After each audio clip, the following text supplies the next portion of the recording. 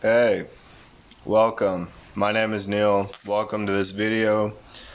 This specific video is a distinction video for the distinction centered. So, imagine if you were in a room full of only centered people. Like you were centered and everybody around you is centered.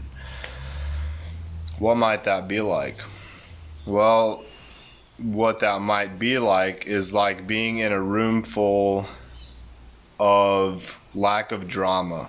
When there's a room full of centered people, there's no drama happening. Drama is it's like an emotional expression that comes when in an unbalanced state. So being centered is being balanced.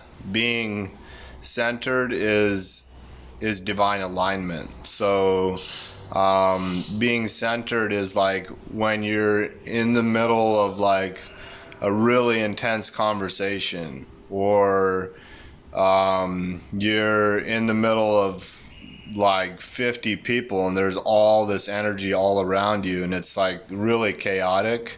Being centered is when you can be with all of that. You can feel all the chaos. You can feel the drama. You can feel the depth that the person is going in a conversation, and you feel it fully. You're fully alive with it, but you're not being swayed by it. You're feeling all of it, and even in feeling it, you're noticing there's a degree of like emotional regulation with being centered, where you feel the emotion, but you're not run by it. The emotion doesn't have you. You have the emotion, and the only way that it's actually possible to have this degree of centeredness is to be fully present in the moment, and to have faith that this moment is the way that God intended for it to be. So access to being centered is choosing faith over fear. See, our nature, our true nature is centered.